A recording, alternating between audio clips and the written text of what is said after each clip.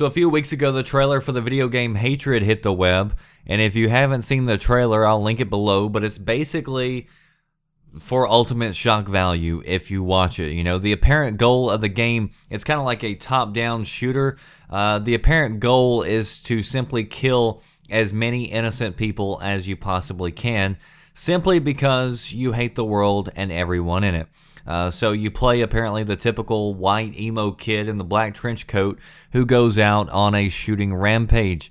And needless to say, people lost their shit when the trailer was released. There was even a large segment of the gaming community who felt that this game actually went too far with the unnecessary violence. And you know, with gamers, we kill tens of thousands of pixels per year. But apparently it's important to remember that our killings should always have some sort of purpose. You know, without a purpose, it's just senseless killing. And, well, we don't need that. We need to censor senseless killings. At least that's what a few people would like to do. Me personally, you know, just looking at the game, I thought it looked kind of boring. I'm not interested in it. I don't really get off on shock value art. It didn't work out well for that chick from Saved by the Bell who did that Showgirls movie. I think she was condemned to making movies for the Lifetime channel the rest of her career. But regardless, I will defend people's right to create whatever the hell that they want to, no matter how objectionable it might be to me. So long as it doesn't harm anybody, so long as I can choose not to view it and it's not just shoved in my face, you know, I'm okay with it. I'm not for book burning. I'm not going to be for video game burning either, no matter what the game, no matter how sickening it may sound or be. It's fake. It's not real. But, you know, I'm not everybody. And over the last 24 hours or so, the game Hatred actually showed up on Steam Greenlight. So Steam Greenlight is a section of Steam where the community can vote for games that they want Steam to publish and to carry so that people can eventually go to Steam, buy the game, and play it. Well, this game showed up on that page.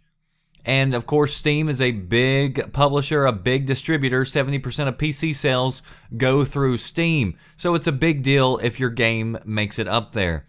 Well, not only did this game get up on the page, it was ranked number 7 and had over 13,000 votes when Valve stepped in and decided that they were going to put a stop to it.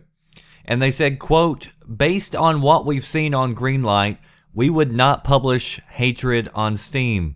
As such, we're going to be taking it down," so they have removed the game. So of course, this has caused its own controversy. People are now claiming that Steam is basically censoring the game and being anti-consumer by taking it upon itself to determine what people should and shouldn't play. Basically, they're playing Big Brother. And their hypocrisy has been called out or called into question because currently on Steam, you can still buy a lot of games where you can do senseless killings. Games like Postal and Manhunt are still on there and they do over-the-top violence. Now, granted that if you do go read Steam's Greenlight FAQ, it does say that offensive or objectionable games could be removed. Which of course is very vague language and a vague way of saying we can basically do whatever the hell we want to. But, I mean, let's be real, they can. I mean, honestly, they should. They are running their own business. And as much as I believe and would fight for the creators' right to create whatever they want to without being silenced, I have to also say I would also stand for any businesses who want to run their businesses and conduct it in the way that they want to without being told what they have to do as well. So for me, you know, liberty kind of goes both ways. So that's where I'm coming at it from.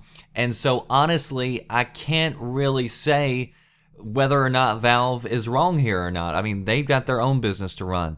And it's really not quite as black and white as some have made it kind of out on the outset. Steam, if they publish the game, they are definitely taking more responsibility for that. So maybe they just don't want the PR headache. But also it's worth noting that just because Postal and Manhunt are available on Steam, there are other games that aren't available on Steam.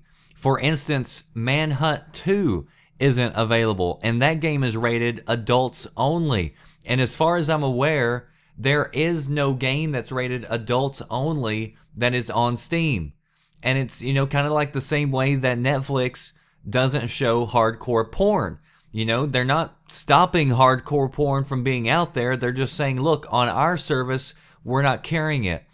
And so far, Steam seems to have this sort of, you know, non-written agreement that they're not going to use or show adults-only games, which is their right. Now, I do believe where Steam really screwed up was allowing this game to go to greenlight in the first place, you know? We've known about this game for weeks. They knew the kind of game that it was weeks ago, and so they should have been looking for this game to show up. And whenever it did, they shouldn't have waited till it reached number 7 and had 13,000 votes before they said, hey, community, screw you and what you actually want to bring here. We're not going to do it. You know, if they were going to pull it, they should have pulled it a lot sooner.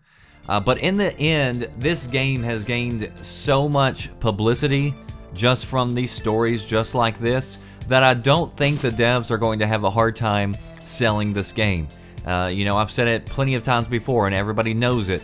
Controversy sells. And every time this game gets brought up in the news, it's just free publicity for the game. That means more coverage. That means more people being aware of it, which means more sales. And the game cannot be censored. And it will be released and people are going to play it.